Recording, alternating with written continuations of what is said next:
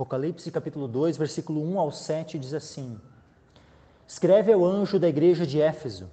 Isto diz aquele que tem na sua destra as 7 estrelas, que anda no meio dos 7 castiçais de ouro. Conheço as tuas obras e o teu trabalho e a tua paciência, e que não podes sofrer os maus.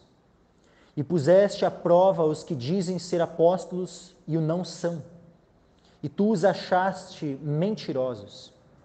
E sofreste, e tens paciência, e trabalhaste pelo meu nome, e não te cansaste. Tenho, porém, contra ti, que deixaste o teu primeiro amor. Lembra-te, pois, de onde caíste, e arrepende-te, e pratica as primeiras obras. Quando não, brevemente a te virei, e tirarei do seu lugar o teu castiçal, se não te arrependeres. Tens, porém, isto, que odeias as obras dos nicolaítas, as quais eu também odeio. Quem tem ouvidos, ouça o que o Espírito diz às igrejas. Ao que vencer, dar-lhe-ei a comer da árvore da vida que está no meio do paraíso de Deus. Amém. Até aqui. Podem se assentar. Glória a Deus.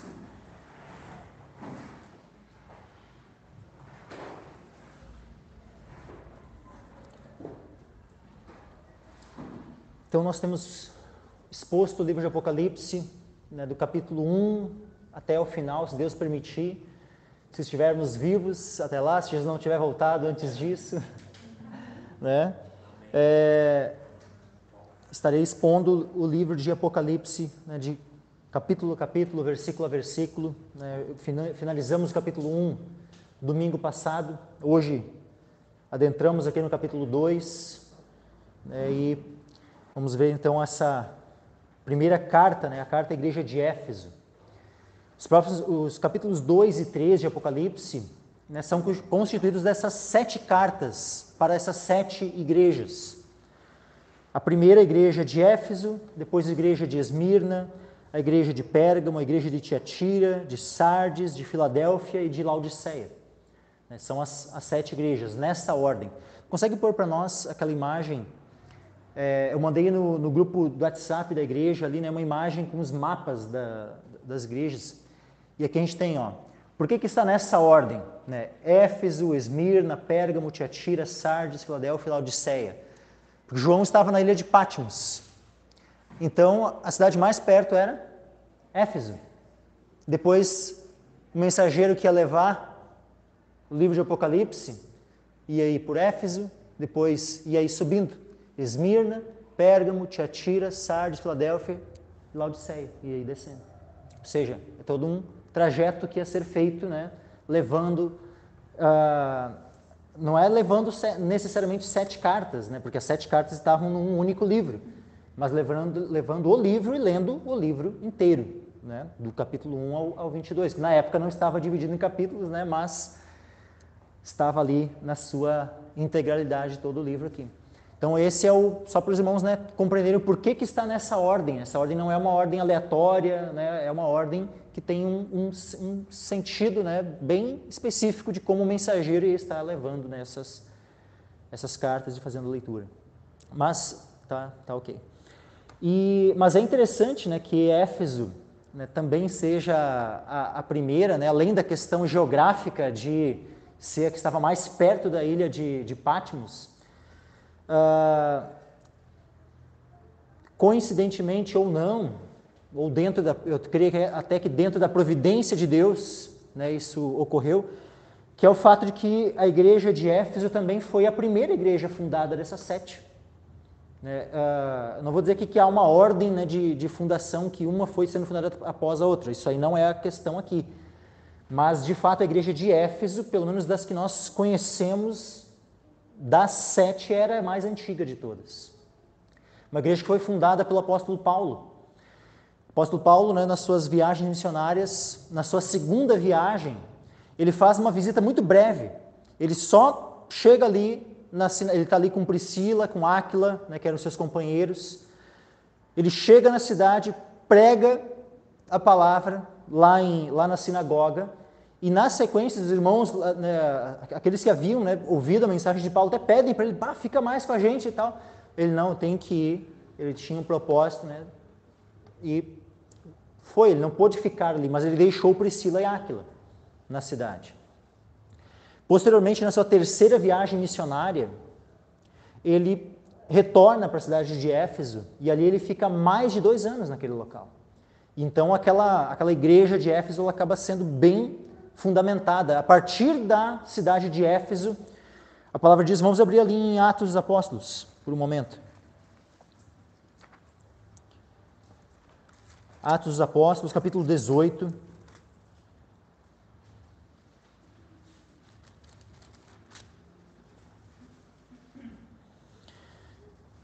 Atos dos Apóstolos 18, versículo 18. Diz assim, e Paulo, ficando ali muitos dias, despediu-se dos irmãos e dali navegou para a Síria, e com ele Priscila e Áquila, tendo rapado a cabeça em Cencreia, porque tinha voto. Versículo 19, e chegou a Éfeso, e deixou-os ali, mas ele, entrando na sinagoga, disputava com os judeus, e rogando-lhe eles que ficasse com eles mais algum tempo, não consentiu nisso. Antes, se despediu deles, dizendo, é-me de todo preciso celebrar a festividade que vem em Jerusalém. Mas, querendo Deus, outra vez voltarei a vós. E partiu de Éfeso. Então, aqui foi uma visita muito breve, foi só uma pregação na cidade e já partiu. Só que ele deixa ali, naquela cidade, Priscila e Áquila. Depois disso, quem vai até ali, aparece ali o ministro da palavra, Apolo, que pregava e convencia os judeus que Jesus Cristo, aliás, que Jesus era o Cristo, mas que não tinha também um entendimento muito completo do Evangelho, mas entendimento esse que foi ampliado, que foi aperfeiçoado justamente por meio de Priscila e Áquila, que haviam sido deixados na cidade. Puderam chamar Apolo à parte, instruí-lo de maneira mais precisa a respeito do caminho. E, posteriormente, então, Paulo retorna para a cidade de Éfeso. Capítulo 19, então, diz assim, sucedeu que enquanto Apolo estava em Corinto, Paulo, tendo passado por todas as regiões superiores, chegou a Éfeso. E achando ali alguns discípulos, disse-lhes, recebestes vós já o Espírito Santo quando crestes? E aí ele, não vou aqui adentrar nessa questão aqui com esses discípulos ali, mas ele já começa a ministrar a palavra, trazer uma compreensão mais ampla do Evangelho, mais completa do Evangelho, e fica na cidade. A gente vê aqui mais adiante, versículo 8, e entrando na sinagoga, falou ousadamente por espaço de 3 meses. 3 meses ele ficou na sinagoga ali de Éfeso, disputando, persuadindo-os acerca do reino de Deus. Olha o versículo 9. Atos 19, versículo 9. Mas como alguns deles se endurecessem e não obedecessem, falando mal do caminho, perante a multidão, retirou-se deles, ou seja, saiu da sinagoga e separou os discípulos, disputando todos os dias na escola de um certo tirano. Então, ocupou ali um outro espaço que havia suficiente para poder instruir bastante gente, e os discípulos começaram a se reunir naquele local. E diz assim ao versículo 10, durou isto por espaço de 2 anos, de tal maneira que todos os que habitavam na Ásia ouviram a palavra do Senhor Jesus, assim judeus como gregos. Então assim foi a forma como se deu a plantação desta igreja na cidade de Éfeso. Esse foi o início da igreja nessa cidade. O que nós vemos na sequência? Começa um avivamento nessa cidade. Nós vemos aqui, por exemplo, versículo 11, e Deus, pelas mãos de Paulo, fazia maravilhas extraordinárias. Curas aconteciam, demônios eram expulsos, havia muita gente sendo liberta, muita gente sendo convertida ao Senhor. Mais adiante ali, a gente vê aqui no versículo 18, versículo 17, tem uma situação ali que foi isto notório, todos que habitavam em Éfeso, tanto judeus como gregos, caiu temor sobre todos eles, o nome do Senhor Jesus era engrandecido. Versículo 18, muitos dos que tinham crido vinham confessando e publicando seus feitos. Olha isso, confissão de pecados, abandono do pecado, arrependimento. Isso é avivamento, meus irmãos.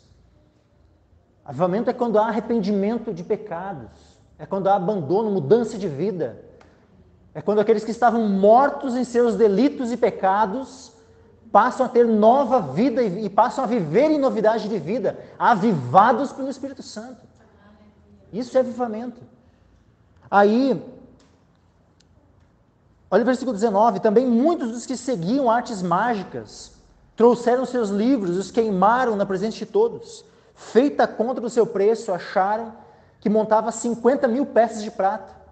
Assim a palavra do Senhor crescia poderosamente e prevalecia. Olha que coisa maravilhosa que estava acontecendo nessa cidade. Sabe, pessoas que estavam ali envolvidas com feitiçaria, com ocultismo, e que haviam investido muito dinheiro nisso. Estavam ali ouvindo a mensagem do Evangelho, se convertendo ao Senhor e pouco se importando com o dinheiro que tinham gasto nessas coisas.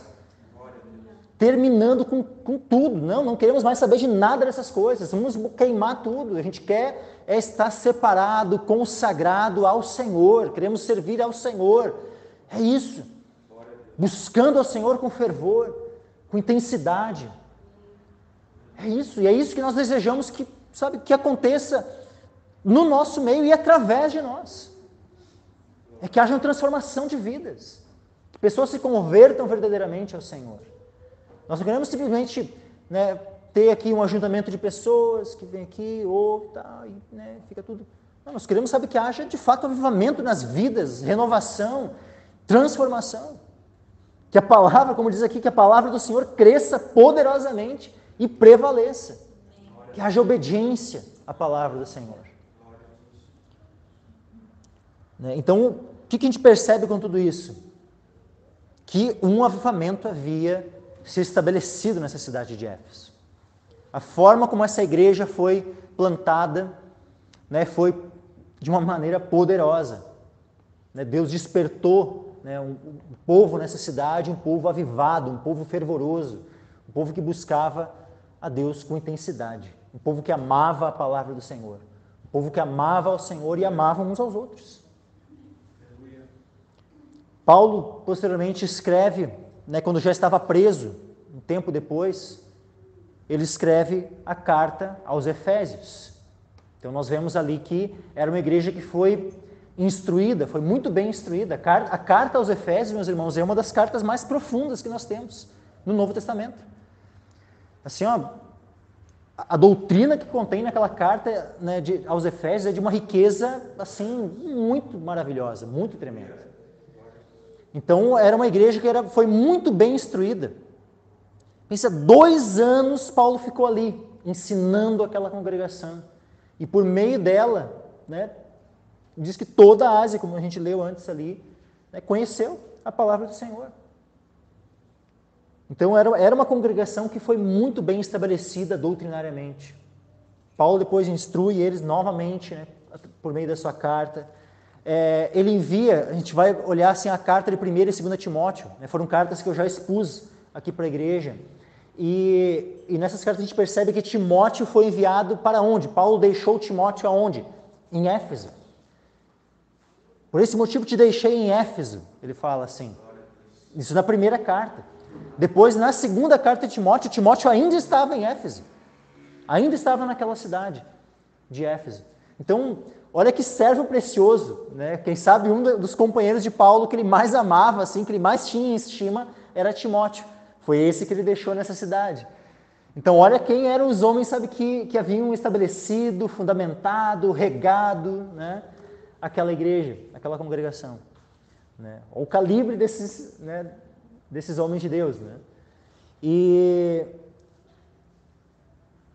aí, então, passa um tempo, e o que se entende, assim, depois, posteriormente, a respeito do próprio apóstolo João, que é quem está escrevendo o livro de Apocalipse, é que a cidade onde ele se estabeleceu foi a cidade de Éfeso.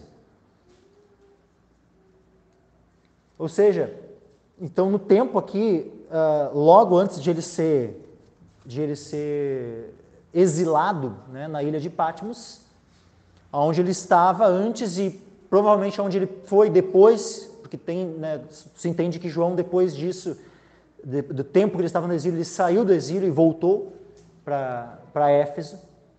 Era a cidade que tinha mais vínculo, Pensa, apóstolo Paulo, Timóteo, apóstolo João. Então, olha os vínculos que essa que essa igreja tinha.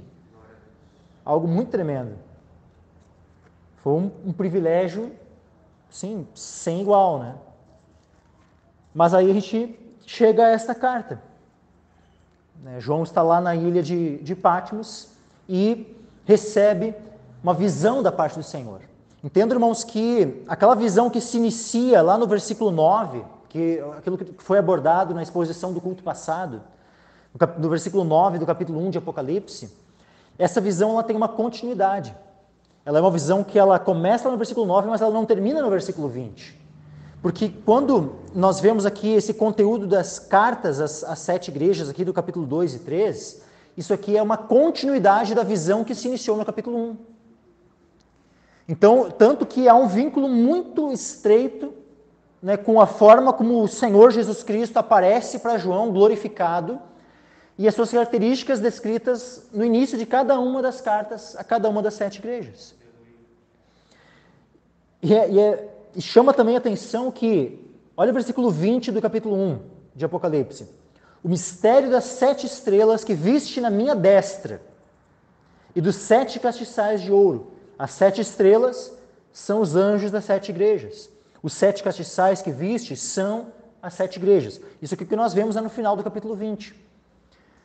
Nós vemos muitas outras características na visão, mas é interessante que quando chega aqui nessa primeira igreja, a igreja de Éfeso, escreve ao anjo da igreja de Éfeso, que nós vemos ali a forma como Jesus ele relembra o quê? Da visão e a respeito de si. Isso diz aquele que tem na sua destra as 7 estrelas, que anda no meio dos 7 castiçais de ouro. Então ele relembra esse aspecto. Nas outras, a gente vai ver que em cada uma das outras cartas, outras características daquela visão ali, né, dele glorificado, são trazidas, né, à lembrança. Mas, para esta igreja de Éfeso, isso aqui é que é trazido à lembrança. E há um motivo do porquê que é trazido à lembrança, esse aspecto de que ele é aquele que tem na sua destra 7 estrelas, que são, o que são essas 7 estrelas? Os anjos das 7 igrejas, e também o motivo de ele andar no meio dos 7 castiçais de ouro. Isso aqui tem uma conexão com o próprio conteúdo da carta. Cada vez que há uma revelação do Senhor no início de cada carta, sempre vai ter uma conexão com o próprio conteúdo da carta, da forma como o Senhor está, ou aquilo que ele está abordando, examinando, corrigindo, chamando ao arrependimento, né? Isso tem a ver com a forma como ele se revela. Sabe, Deus ele se revela muitas vezes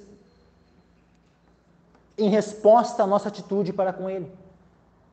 Aqueles que o honram, ele honra.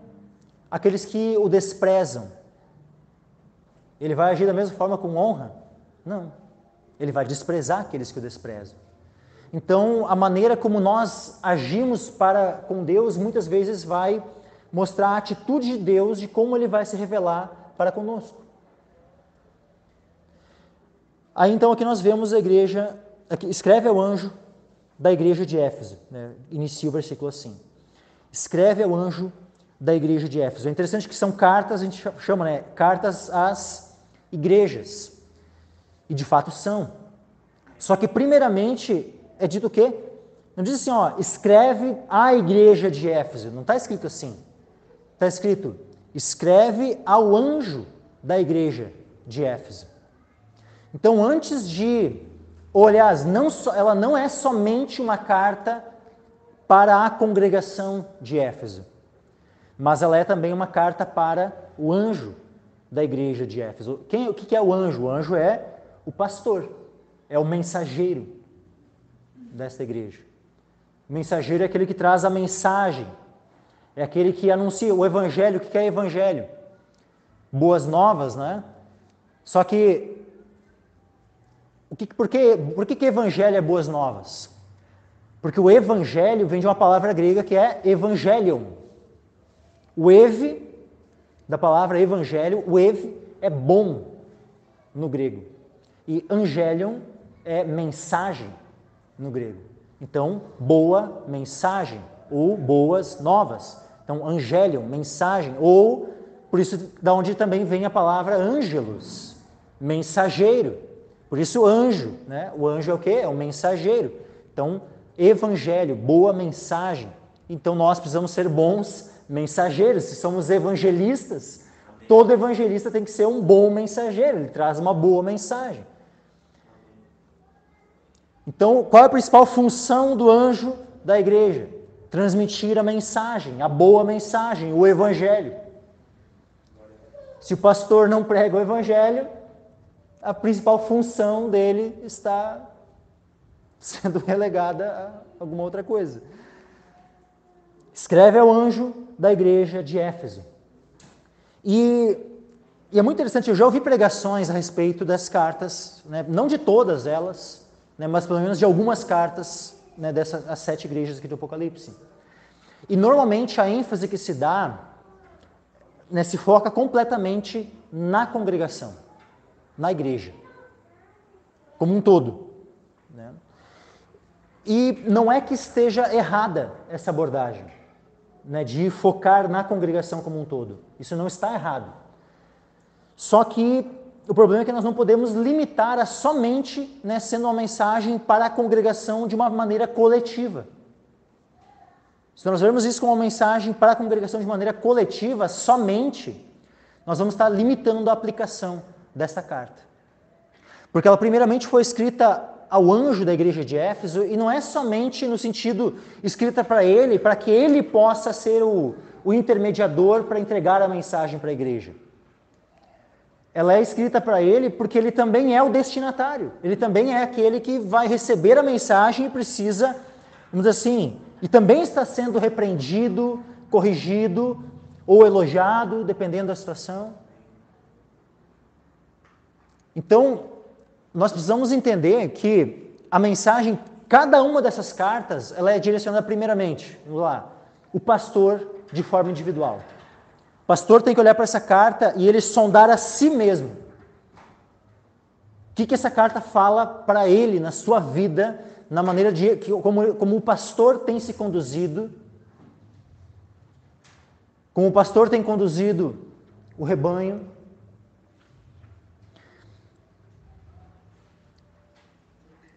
Essa carta também foi escrita para uma igreja específica, a igreja de Éfeso, no seu contexto. Só que, ou seja, então, de maneira coletiva, né? Só que ela não foi escrita também somente para essa igreja específica de Éfeso. Afinal, olha como é que finaliza ali, no versículo 7. Quem tem ouvidos, ouça o que o Espírito diz, o quê? As igrejas, no plural. Então, por mais que havia ali um contexto específico, originalmente lá da igreja de Éfeso, a intenção de Deus ao revelar esta carta, ao revelar a João que ele deveria escrever para a igreja de Éfeso, o objetivo de Deus não era que essa mensagem alcançasse somente a igreja de Éfeso, mas que alcançasse todas as congregações, todas as igrejas de todos os tempos, tanto do tempo daquele tempo, como de todos os séculos, até a vinda do Senhor. Então, ela é uma mensagem para todas as igrejas. Ela é uma mensagem para todos os pastores. E ela é uma mensagem também para cada membro individualmente da congregação. Porque o que acontece? Se nós olharmos isso aqui, então nós temos que olhar apenas, né, num aspecto coletivo, de congregação e tal. Só que, numa congregação, às vezes, você vai ter pessoas que estão ali, sabe, desejosas de colocar em prática cada exortação, buscando aplicar aquilo na sua vida.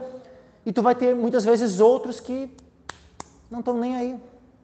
E aí, como é que faz?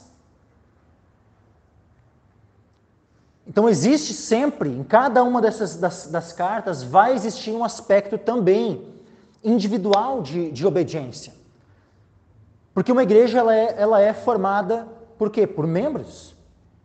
Uma congregação é formada por membros. E para que haja um avivamento, isso precisa cada um ir sendo avivado. E na medida onde esse corpo vai sendo avivado, né, aqueles que ainda não foram, pode ser que vão sendo, sabe, estimulados, né, pelo avivamento daqueles primeiros. Por isso nós precisamos sondar cada um de nós, primeiramente, de maneira individual. Porque quando cada um individualmente vai sendo atingido e colocando em prática a mensagem da carta, é óbvio que isso vai necessariamente se refletir na condução de todo o corpo, no testemunho de toda a congregação de maneira coletiva. Então não tem como a congregação de maneira completa, integral, todos os membros colocarem em prática se cada um individualmente não assumir um compromisso com o Senhor de colocar em prática a palavra dele. Escreve ao anjo da igreja de Éfeso: isto diz aquele que tem na sua destra 7 estrelas, ou seja, Deus, o Senhor Jesus, que é Deus manifestado em carne, que nasceu da Virgem Maria, cresceu, viveu nessa terra aqui sem pecado, morreu pelos nossos pecados, foi sepultado, ao terceiro dia ressuscitou dentre os mortos, ressuscitou num corpo glorificado, a morte não mais tem poder sobre ele, ele vive pelos séculos dos séculos, ele venceu a morte, ele subiu aos céus, glorificado à destra do Pai. E ele é aquele que prometeu, antes de subir, ele disse para a igreja: ide, pregai o evangelho a toda criatura. Ele diz: ide, portanto, fazei discípulos de todas as nações. E ele promete que quando nós obedecemos, quando nós vamos cumprirmos o mandamento dele, ele promete estar conosco todos os dias, até o fim do mundo. Ele promete estar conosco. Ele promete estar conosco tanto de maneira individual, com cada um de nós, como ele também promete estar com a sua igreja, com as congregações que são fiéis a ele. Então ele é aquele que ele tem na sua destra as 7 estrelas. Os pastores estão debaixo do seu domínio, do seu senhorio. Ele é o Senhor dos pastores. Estão na sua destra. Ele conduz, ele estabelece, ele remove, ele faz o que ele quer, porque ele é o Senhor. Os pastores não são senhores da igreja, mas Jesus é o Senhor da igreja. Os pastores recebem uma autoridade delegada pelo Senhor para conduzirem o rebanho. Um rebanho sem pastor, como é que fica? Já dizia, o texto lá em Zacarias: ferirei o pastor e as ovelhas do rebanho ficarão dispersas. Então, Cristo estabeleceu pastores para as congregações. Não é conveniente que igrejas fiquem sem pastores. Quando Paulo foi plantando igrejas na cidade, a gente já vê na primeira viagem missionária.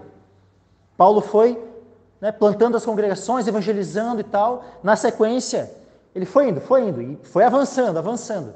Na sequência, ele volta pelo mesmo caminho que ele tinha ido e vai estabelecendo presbíteros em cada cidade. Então, as congregações precisam de pastores. E esses pastores precisam estar sujeitos ao senhorio de Cristo. Porque os pastores não são senhores do rebanho, mas eles precisam estar sujeitos ao Senhor do rebanho, que é Cristo. Então as estrelas estão na destra de Cristo. E aquele que tem os pastores na sua destra é aquele que fala aqui. E isto diz aquele que tem na sua destra as 7 estrelas. Que anda, e quando diz aqui 7, lógico, num primeiro momento fala aqui dessas 7 aqui. Mas é óbvio que de uma maneira muito mais ampla, o 7 fala de uma totalidade, de maneira completa, do todo. E aquele que anda no meio dos 7 castiçais de ouro. Os castiçais falam do quê? Falam das igrejas. E ele é aquele que anda no meio, então, das igrejas. Sondando para ver como é que está cada uma, como cada uma está se portando. O Senhor é aquele que vai passeando no meio do seu povo. Como diz assim aquela palavra lá, não lembro agora se é 1º Reis, 2º Reis, assim que os olhos do Senhor percorrem toda a terra né, para ver aquele cujo coração é perfeito para com Ele. Então, assim, os olhos do Senhor não deixaram de passear. O Senhor Jesus, Ele continua passeando, andando, percorrendo no meio das suas igrejas. Por quê? Porque Ele está presente. Ele prometeu que estaria presente junto conosco e Ele cumpre a sua palavra.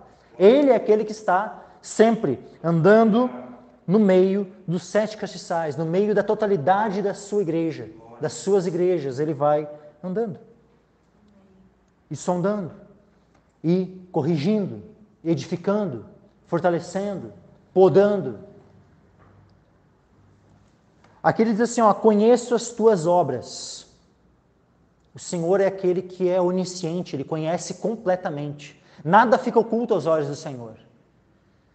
Nós podemos esconder algo um do outro, mas jamais esconderemos algo do Senhor. Jamais esconderemos algo do Senhor. Então nós devemos viver sempre com a convicção de que estamos na presença do Senhor. Jamais podemos esquecer, dessa verdade que o Senhor, Ele acompanha, o Senhor nos vê em todo o tempo. O Senhor conhece as nossas obras. É diante dEle que nós vamos ter que prestar contas. Então nós temos que viver sempre com essa consciência de viver e sermos obedientes ao Senhor.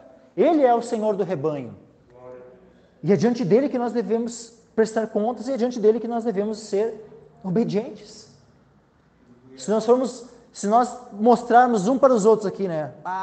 Eu sou obediente e tal, né? E mostramos a nossa obediência apenas na frente dos irmãos. Mas depois, quando nenhum dos irmãos está vendo, aí nós somos desobedientes. O que é isso? Isso é hipocrisia. Hipocrisia é aquele que apenas é obediente quando as pessoas estão vendo. Apenas é santo quando as pessoas estão vendo, mas quando ninguém está vendo, aí é um imundo. Mas não existe a questão de que ninguém está vendo, porque sempre há um que vê. O Senhor Jesus é aquele que sempre está vendo.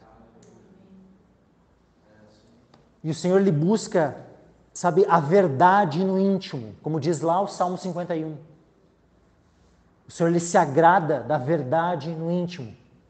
Então, não basta apenas nós termos uma capa de santidade, nós precisamos ter essa santidade no íntimo. Jesus já falou, limpa o interior do copo e o exterior vai ficar limpo. Então, que quando o Senhor nos sondar, que o Senhor possa, encontrar uma realidade espiritual em nós. E não apenas uma aparência de piedade. Que seja uma piedade real, uma piedade genuína diante dEle. Conheço as tuas obras e o teu trabalho. Olha só, o Senhor conhece nossas obras, o Senhor conhece o nosso trabalho, a tua paciência. Tudo isso aqui eram coisas boas. Quando ele fala assim, conheço as tuas obras, o teu trabalho, a tua paciência, que não pode sofrer os maus. Aqui é no sentido de suportar. Né? Ou seja, a gente tem que suportar os fracos, né? Ampará-los. Mas agora, os maus, aqueles que são, ímpios, que não querem se arrepender, que querem continuar, nas suas más obras, sem arrependimento, esses nós não somos chamados para suportar, para sofrer. Não pode sofrer os maus. Puseste à prova os que dizem ser apóstolos e o não são, e tu os achaste mentirosos. Existem falsos doutores, falsos mestres, falsos profetas, falsos pastores, falsos apóstolos. Nós precisamos saber identificar o falso do verdadeiro. A igreja de Éfeso era uma igreja que havia sido muito bem instruída, doutrinariamente. Então tinham essa capacidade, de discernir a verdade do erro. receberam, sabe, essa capacidade aqui, ó, do Senhor de poder discernir quando um apóstolo era verdadeiro e quando era mentiroso. Quando alguém apenas se dizia, sou apóstolo. Eles já sondavam. Não era simplesmente já rejeitar de cara. O que diz aqui, ó? Puseste à prova. Eles puseram à prova. Ou seja, eles não foram levianos, né, a ponto de simplesmente já rejeitar de pronto. Não, eles puseram à prova. E uma vez que eles puseram à prova, eles viram que não foi aprovado, que se demonstrou falso. E hoje existem muitas igrejas que precisam aprender com Éfeso, a colocar à prova, para ver se o pastor de fato é um pastor de Deus, para ver se o profeta de fato é um profeta de Deus ou é um falso profeta, para ver se o apóstolo é apóstolo de Deus mesmo, se é um falso apóstolo, um falso mestre, um falso doutor. Porque muitos estão se chamando, eu sou profeta, eu sou pastor, eu sou apóstolo, quando na verdade não são. São falsos. E nós precisamos ter o mesmo discernimento que a igreja de Éfeso tinha. Isso aqui o Senhor estava elogiando. Esse aspecto aqui é um aspecto de elogio a esta igreja. Eles tinham obras, trabalhavam pelo Senhor, foram pacientes. Essa paciência que fala de uma paciência, provavelmente em meio à perseguição. Não podiam sofrer os maus. Era uma igreja que buscava, sabe, ter uma pureza. Não queriam se envolver com o pecado, com a maldade.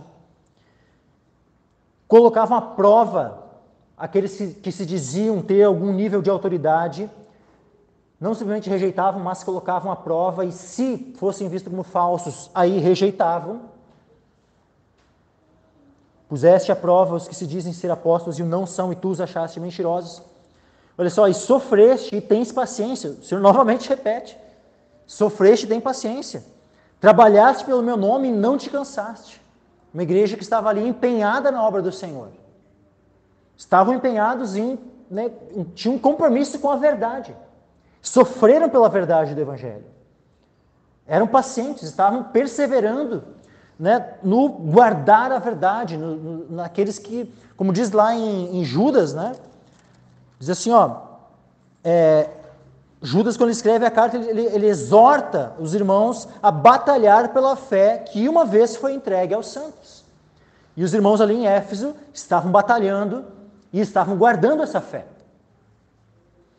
Ou seja, a ortodoxia, aquilo que nós chamamos, né, a sã doutrina, a ortodoxia era algo que estava sendo bem guardado pela congregação aqui de Éfeso. Nesse aspecto de ortodoxia, eles não podiam ser acusados de heresia, de problemas doutrinários. O problema da igreja de Éfeso não era um problema doutrinário. No aspecto de doutrina, eles estavam muito bem fundamentados. Agora, e só antes, né, versículo 13, aqui só para finalizar. Olha só, sofreste, tens paciência, trabalhaste pelo nome e não te cansaste. Este não te cansaste é o que? Não te exauriste, não enfraqueceste. Ou seja, eles ainda eram fortes nisso. Nesse aspecto de terem esse zelo pela verdade, pela sã doutrina, pela ortodoxia. E isso tudo nós devemos ter, meus irmãos. Nada disso era um problema. Nada disso era algo que, não precisa tanto. Não, tudo isso o Senhor está elogiando esta igreja. Até aqui, o Senhor está apenas elogiando, então tudo isso aqui é algo louvável, é algo que nós precisamos buscar. Agora, versículo 4, vem a repreensão do Senhor. E é algo que é muito sério. E é algo que nós precisamos estar atentos e sondar o nosso coração. Tenho, porém, contra ti, que deixaste o teu primeiro amor. Basicamente, a acusação é só essa. Só que o só aqui quando eu digo só esta, é entre aspas, tá, meus irmãos? Porque é só a coisa principal. Só a coisa principal. É quando Jesus fala assim, Só quando Jesus fala assim, Estava lá a Marta, né, preocupada, trabalhando e servindo e tal. Daí a Maria, né, tá ali sentada aos pés de Jesus, ouvindo. E a Marta fica ali brava com a Maria, né? Mestre, não te importa que eu fique servir sozinha? Manda minha irmã que venha servir comigo e tal. Aí, Marta, tu anda inquieta com muitas coisas, muitos afazeres. Só uma coisa é necessária. E Maria escolheu a boa parte e não lhe será tirada. Glória a Deus. Naquele momento, naquele contexto ali, só uma coisa que precisava. Só, né? Mas era só uma coisa. Então aqui esse texto aqui mostra que tenho por enquanto de que deixaste o teu primeiro amor. A lei e os profetas é resumido, é condensado numa palavra: amor. Quando Jesus foi questionado qual é o primeiro mandamento, aí ele diz: amarás ao Senhor teu Deus com todo o teu coração, toda a tua alma, com todas as tuas forças e todo o teu entendimento. E o segundo, semelhante a este, é: amarás o teu próximo como a ti mesmo.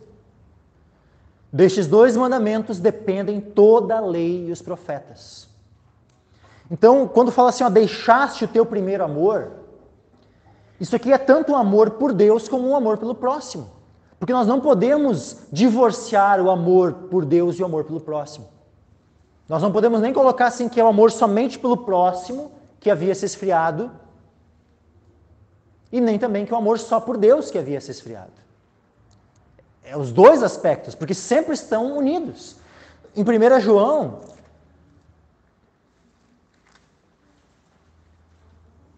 nós vimos aqui a exposição, há pouco tempo, né? Maninho estava aqui expondo para nós a primeira carta de João. O que nós vemos ali? 1 João capítulo 4, versículo 20. Se alguém diz eu amo a Deus e odeia seu irmão, é mentiroso, pois quem não ama seu irmão a qual viu, como pode amar a Deus a quem não viu?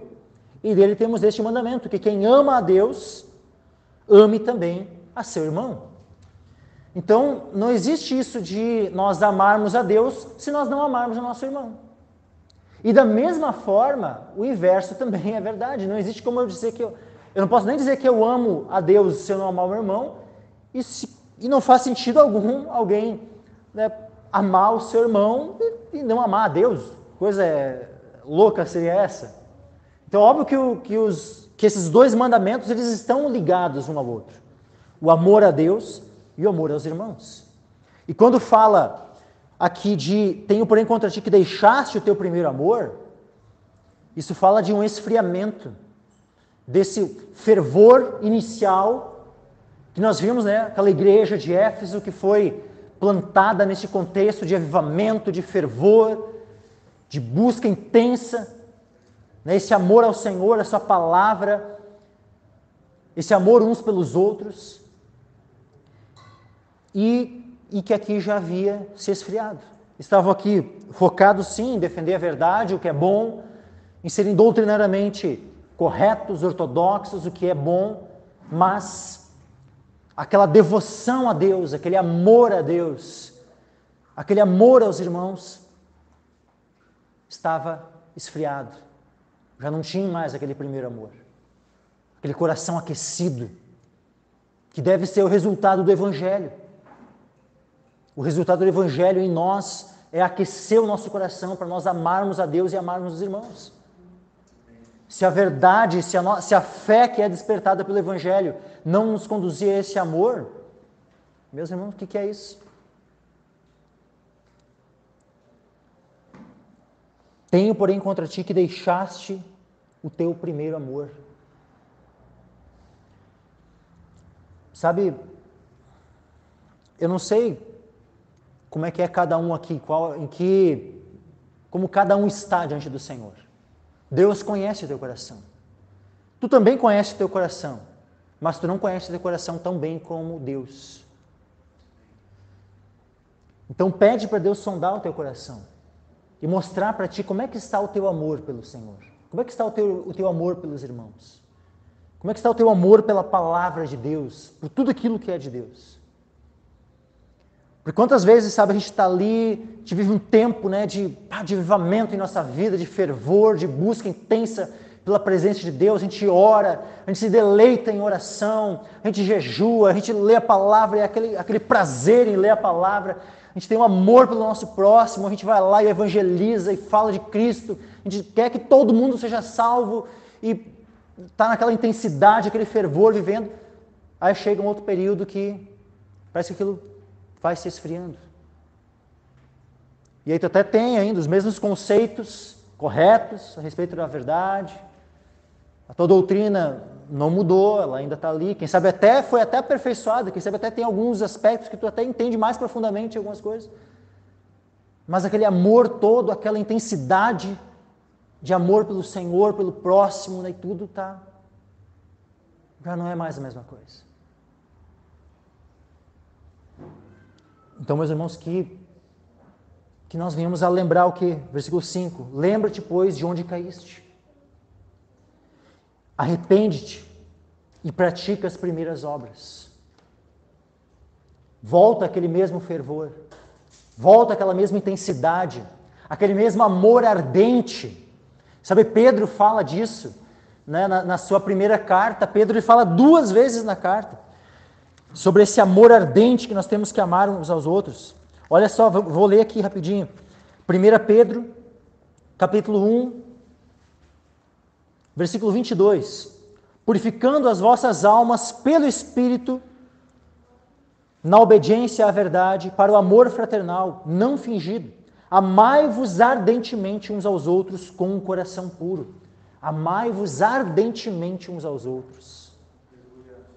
E aí, mais adiante na carta, 1 Pedro ainda, capítulo 4, e versículo 8. Aliás, vamos ler um pouquinho antes ainda. Versículos 7 e 8. Olha só o 7. E já está próximo o fim de todas as coisas. Portanto, sede sóbrios e vigiai em oração. Sede sóbrios e vigiai em oração. Mas, sobretudo, tende ardente amor uns para com os outros. Sobretudo, tende ardente amor uns para com os outros, porque o amor cobrirá multidão de pecados. Tem muitas pessoas, sabe, que tu olha assim, né, irmãos em Cristo, que são zelosos pela sua doutrina. Né, que estão ali, quando vem uma heresia, quando vem, né, um herege, assim, já são os primeiros, né, a se levantar em defesa da verdade e tal, mas às vezes aquele amor pelo próximo, aquele amor por Deus, aquela devoção ao Senhor, sabe, parece que tu não consegue perceber isso.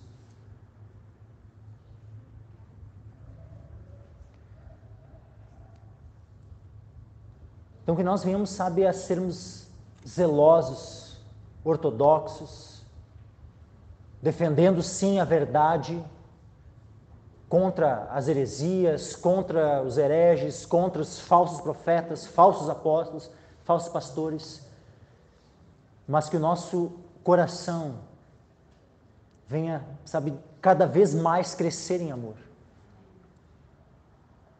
Se havia uma exortação para igrejas, né, por exemplo, a igreja aos Tessalonicenses, Paulo dizia assim, olha, eu tenho recebido o testemunho do amor que há entre vocês, mas mesmo assim ele dizia assim, mas mesmo assim eu digo para vocês, cresçam nisso cada vez mais.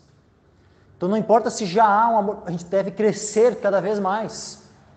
Só que se nós não buscarmos em Deus que o nosso amor por Ele e pelo próximo cresça, a tendência natural, porque nós temos uma natureza pecaminosa, a tendência natural é o esfriamento, meus irmãos.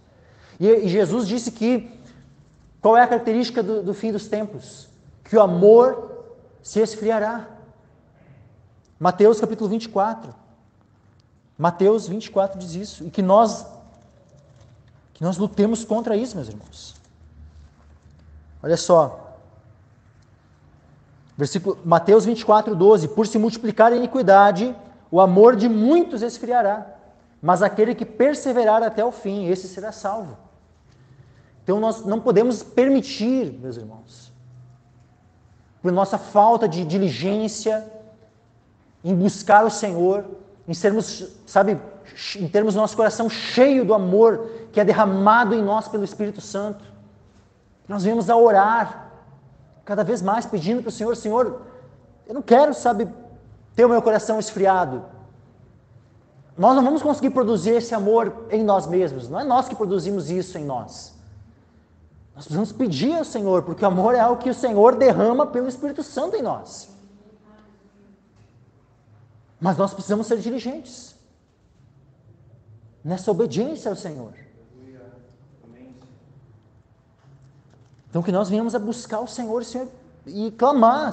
Se tu sente que tu está com o teu coração já mais frio do que anteriormente estava, clama ao Senhor, chora na presença do Senhor. Lembra de onde tu caíste, te arrepende. E pede para o Senhor, Senhor, eu quero voltar às primeiras obras. Eu não quero mais ter esse coração frio. Eu quero ter um coração aquecido por Ti. Um coração aquecido pelo Teu amor. Pelo amor que é derramado pelo Teu Espírito em mim. Que dessa forma nós venhamos a voltar ao primeiro amor.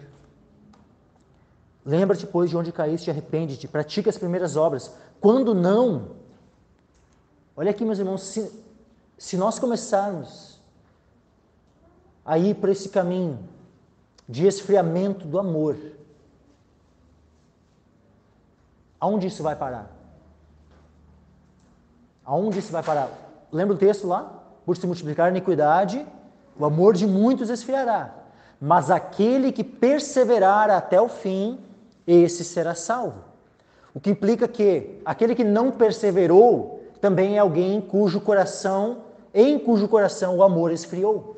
Esse não perseverou, esse vai ser salvo? Não. Aquelas congregações que as igrejas e os membros dessas igrejas, aonde o amor se esfria, onde foi abandonado o primeiro amor e vai seguindo nesse caminho de esfriamento do amor, porque um abismo vai chamando o outro.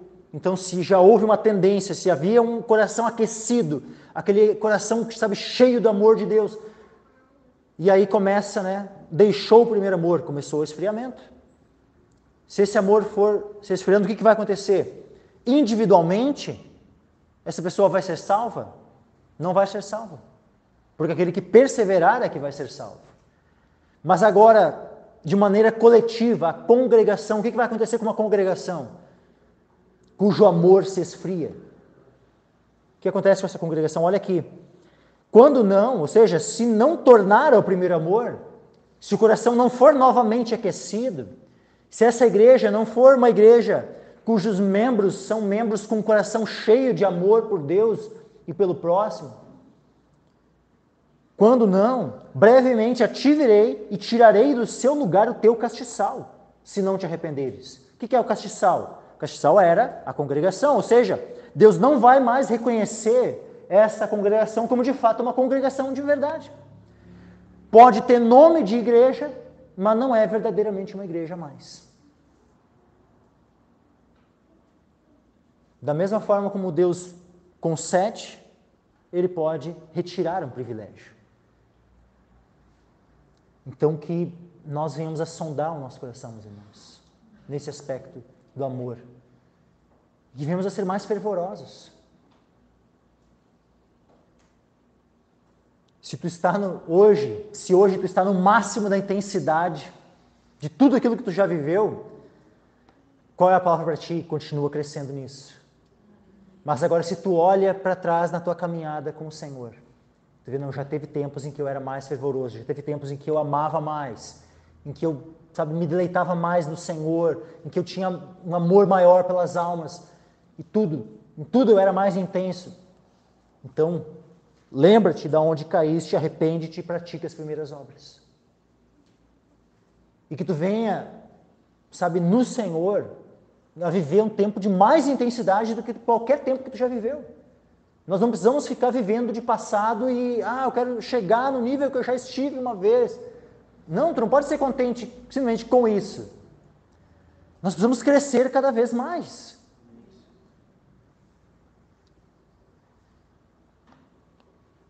Versículo 6. Tens, porém, isto, que odeias as obras dos nicolaítas, as quais eu também odeio.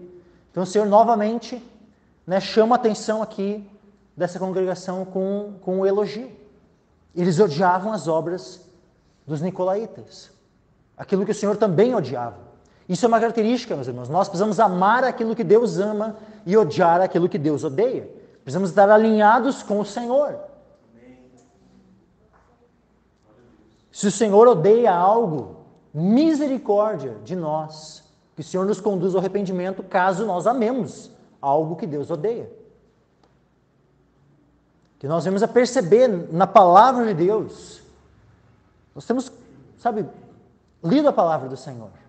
Quando tu lê a palavra do Senhor e tu perceber que Deus odeia algo, sonda o teu coração, para ver se tu não ama aquilo. Nós não podemos amar aquilo que o Senhor odeia. Pelo contrário, nós precisamos odiar aquilo que o Senhor odeia. Aquele que ama o bem deve odiar o mal. Deus ama o bem e Deus odeia o mal. Então nós precisamos amar aquilo que é bom, aquilo que é justo diante de Deus, e precisamos odiar o mal, precisamos odiar tudo aquilo que é injusto, tudo aquilo que é contrário à palavra do Senhor. Nós precisamos o quê? Odiar. Tens, porém, isto, que odeias as obras dos nicolaítas, as quais eu também odeio.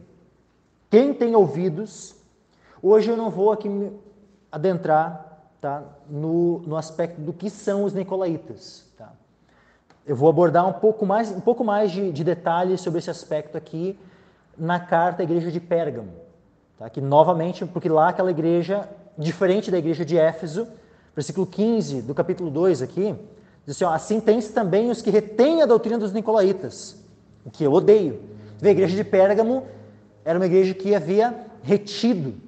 Havia alguns irmãos, pelo menos lá, que não sei se dá para chamar de irmãos, mas pelo menos havia ali alguns, né, que estavam retendo, ou seja, estavam recebendo aquela falsa doutrina, aquela heresia dos nicolaítas. Mas já a igreja de Éfeso, de maneira diferente, não recebiam, pelo contrário, odiavam aquilo. Odiavam aquela doutrina, aquelas obras. Né? Tens, porém, isto, que odeias as obras dos nicolaítas, as quais eu também odeio. Quem tem ouvidos, ouça o que o Espírito diz às igrejas.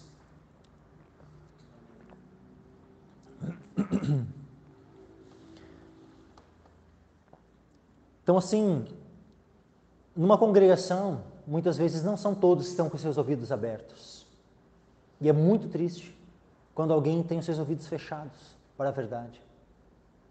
Quando alguém não quer ouvir a verdade, rejeita a verdade, fecha o coração para a verdade. Quem tem ouvidos, ouça o que o Espírito diz às igrejas. O que nós percebemos aqui? No primeiro momento a gente vê ali, é Jesus quem está falando. Jesus é aquele que tem na sua destra 7 estrelas, que anda no meio dos 7 castiçais de ouro. Mas agora, o que nós vemos aqui? É a Trindade se manifestando. Por quê? No início, lá primeiro diz, no início do livro, né? Revelação de Jesus Cristo, a qual Deus lhe deu. Então, né, o Pai deu ao Filho. Aqui nós vemos o Filho, né? Isto diz aquele que tem na sua destra 7 estrelas, o Filho falando. Mas ao mesmo tempo também, nós vemos que é o Espírito também falando, porque quem tem ouvidos, ouça o que o Espírito diz às igrejas. Então, sempre nós vemos essa atuação da Trindade, o Pai, o Filho e o Espírito Santo. Toda vez que um profeta recebe uma revelação, essa revelação é por meio de quem? Do Espírito Santo. Então, quem tem ouvidos, ouça o que o Espírito diz às igrejas. Outro aspecto, toda a Escritura é inspirada por Deus. E toda vez que um profeta, ele redigiu a Escritura, essa Escritura que foi inspirada por Deus, ele estava sendo movido por quem? Movido pelo Espírito Santo. Então, quem é que fala por meio de um profeta? Profeta aqui, que escreveram a Escritura. Quem é que fala por meio de um profeta? O Espírito Santo. Por isso, quem tem ouvidos, ouça o que o Espírito diz às igrejas. A mensagem aqui era só para a igreja de Éfeso? Não, é para as igrejas. É óbvio que num primeiro momento, né, naquele contexto imediato, havia ali um contexto específico, real, da igreja de Éfeso. Mas aquilo que estava sendo escrito para a igreja de Éfeso, assim como a própria carta que Paulo escreveu antes, né? A igreja dos Efésios. Ela era para aquela igreja, mas ela também é aplicável para todas as igrejas em todos os séculos. Da mesma forma esta.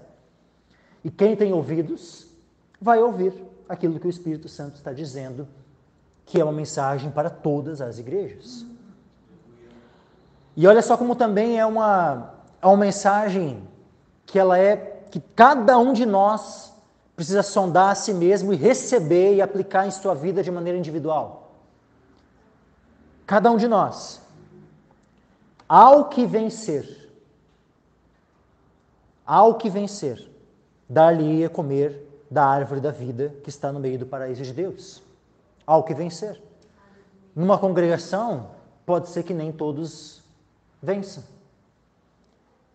Pode ser que alguns perseverem, alguns ouçam e outros não.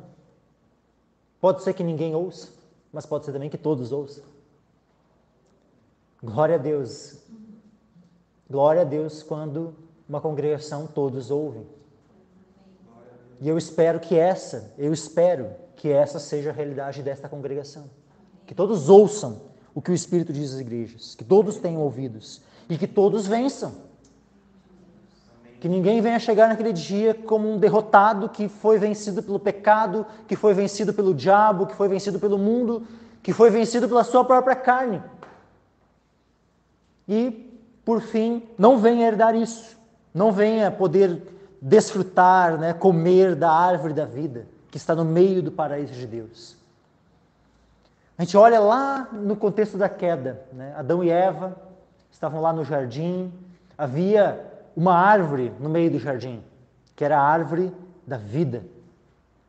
Junto dela também, né, havia a árvore do conhecimento do bem e do mal. Mas a primeira árvore mencionada no meio do jardim é a árvore da vida. E é uma árvore que Adão e Eva foram proibidos de comer.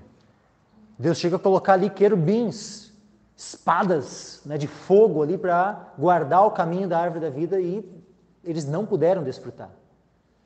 Mas agora, aquilo que eles não puderam desfrutar é que a gente olha assim, por que eles foram comer da árvore do conhecimento do mal, do conhecimento do bem e do mal? Pecarem, transgredirem justamente a única ordem que Deus tinha dado para eles não comerem. Não fazerem. Mas agora, olha o privilégio que é oferecido a nós, meus irmãos. Se nós perseverarmos, se nós voltarmos ao primeiro amor, quando percebemos que o abandonamos. Olha a promessa para aqueles que se arrependem, a promessa para aqueles que são obedientes, para aqueles que ouvem o que o Espírito diz às igrejas. A promessa é comer da árvore da vida que está no meio do paraíso de Deus. Estava lá no meio do jardim do Éden. Está hoje. Está, porque aqui, ó, ao que vencer darei de comer da árvore da vida que está. Que está. Porque o paraíso, ele não é algo que vai existir, é algo que existe. Paulo mesmo foi arrebatado, ele fala assim que ele foi arrebatado ao terceiro céu, ao paraíso. Se ele foi ao paraíso, e aqui é dito que a árvore da vida, ela está no meio do paraíso de Deus. Tem uma árvore que está lá, que está hoje no paraíso. E quando nós estivermos no paraíso, quando nós estivermos para sempre com o Senhor vai nos conceder que possamos comer desta árvore. Que coisa abençoada, meus irmãos. Essa aqui é a primeira promessa. Cada uma das igrejas vai ter ali suas advertências, vão ter suas promessas. Que nós venhamos motivados, né, movidos, né, por essas promessas, e nós venhamos a ser herdeiros dessas promessas. Amém, meus irmãos? Até aqui. Peço que